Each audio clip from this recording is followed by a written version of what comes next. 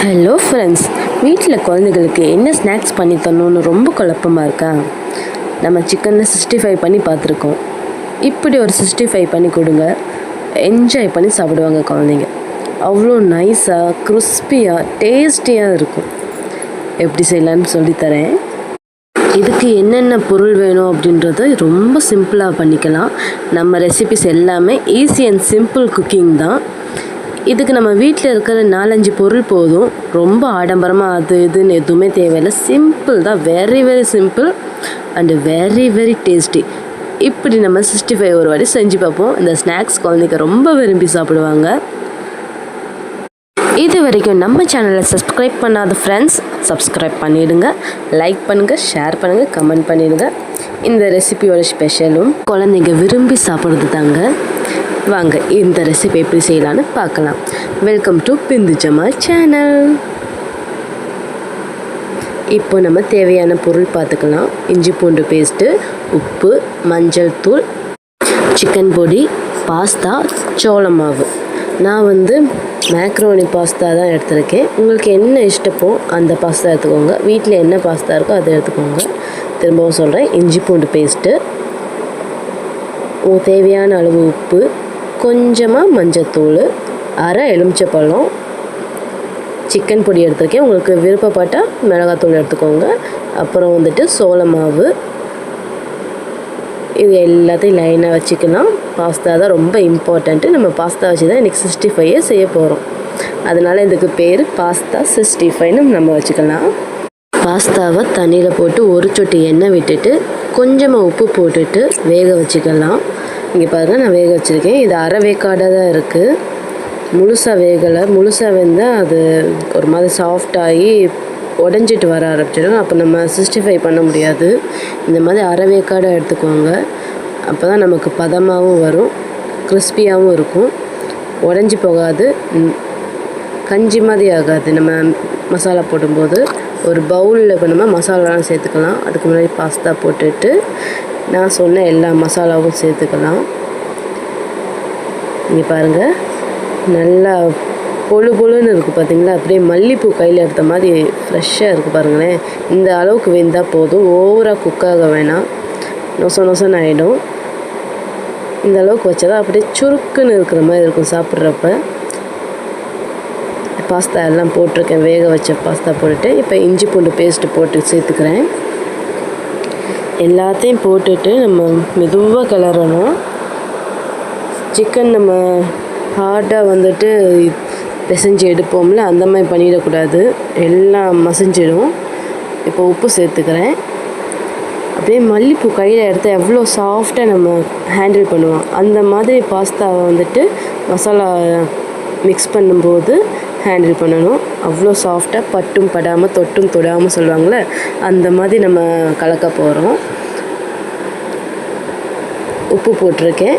இப்போ நான் சிக்கன் பொடி போட்டுக்கிறேன். எனக்கு ஃபேவரட் எப்போவுமே ஒரே ஒரு சிக்கன் பவுடர் தான், கம்பெனி பேர் சொல்ல விரும்பலை. சிக்கன் பொடி போட்டாச்சு. அப்புறம் ஆஃப் லெமன் புழிஞ்சிக்கிறேன். அதில் சீடு இருந்தால் எடுத்து விட்டுருங்க.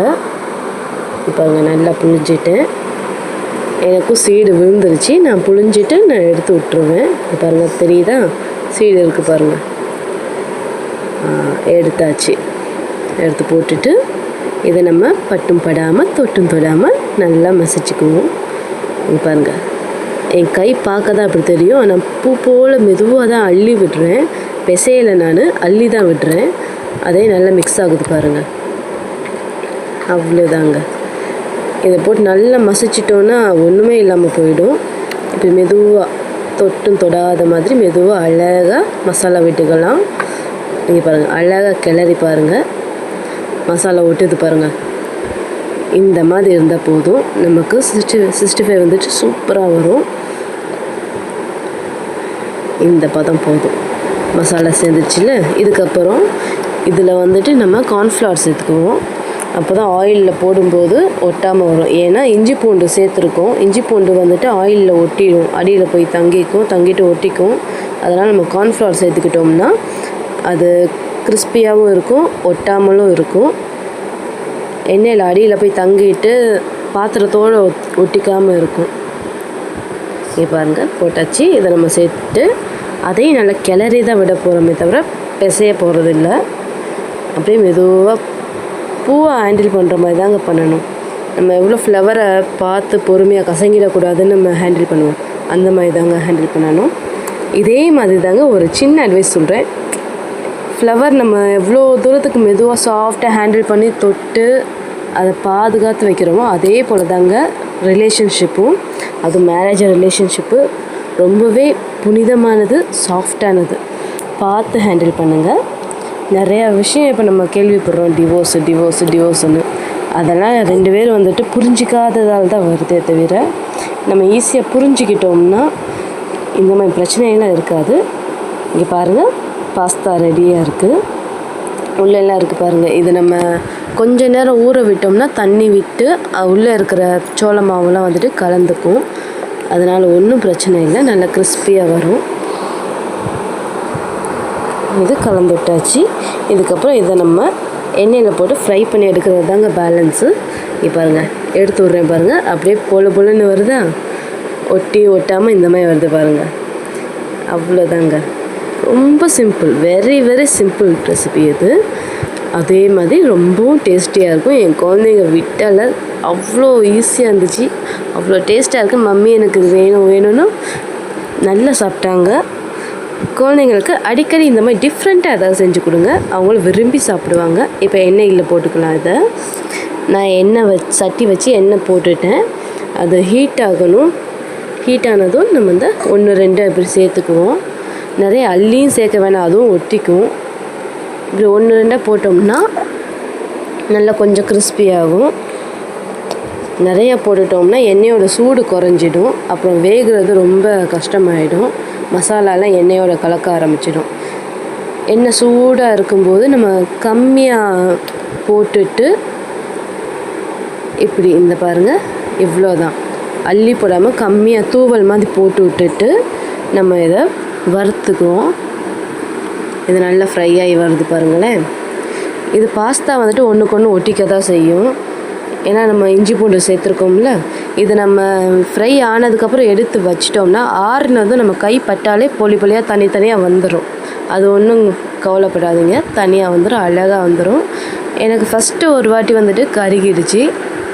நெக்ஸ்ட்டு நான் போட எல்லாம் சூப்பராக வந்துச்சு. அதையும் பாருங்கள். இங்கே பாருங்கள் நல்லா பபுள்ஸ் வருது. பபுள்ஸ் வருதுன்னா உள்ளே நல்லா வேகுதுன்னு அர்த்தம். இப்போ பாருங்க பபுள்ஸ் அடங்கிடுச்சு பாருங்கள். கொஞ்சம் கருகி இருக்குது பார்த்தீங்களா. இதுதான் என்னோடய மிஸ்டேக்கு, நீங்கள் அந்த மிஸ்டேக் பண்ணிடாதீங்க. கொஞ்சம் கருகிறதுக்கு முன்னாடியே எடுத்துருங்க. ஆனாலும் நல்லா இருந்துச்சு, டேஸ்ட்டு நல்லா இருந்துச்சு. ரொம்பவும் கருகலை, ஆனால் நல்லா இருந்துச்சு.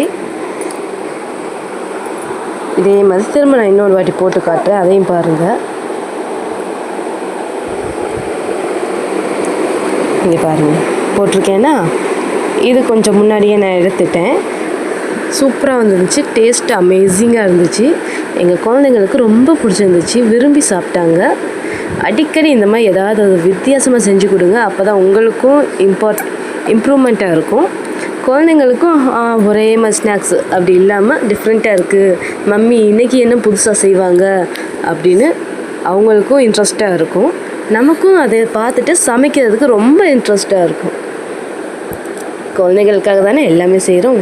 அதை நம்ம வெளியில் வாங்கி கொடுக்குறத விட நம்மளே யூஸ் பண்ணுற எண்ணெய் திங்ஸ் எல்லாமே வச்சு ஹெல்த்தியாகவும் சூப்பர் ஸ்நாக்ஸியாகவும் கொடுத்துருவோம். குழந்தைங்க ஹெல்த்து தான் ரொம்ப முக்கியம். இங்கே பாருங்கள் செம்மையாக இருக்கா, அப்படியே தொட்டை உடையுது பாருங்களேன், அவ்வளோ கிறிஸ்பியாகவும் இருக்கும் பாருங்களேன்.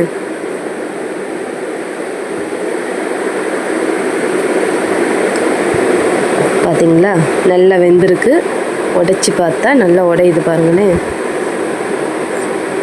அவ்வளோதான் ஃப்ரெண்ட்ஸ். இதுக்கு வந்துட்டு ரொம்பவும் சிரமப்பட வேணாம், கம்மி பொருள் தான், அதே மாதிரி கம்மி டைம் போதும். ஈஸியாக அது ஹெல்த்தியான ஸ்நாக்ஸ் ரெடி ஆயிடுச்சு. சூப்பராக இருக்கு பாருங்களேன், தொட்டதுமே பீஸாக தெரிக்குது பாருங்களேன். அவ்வளோதான்.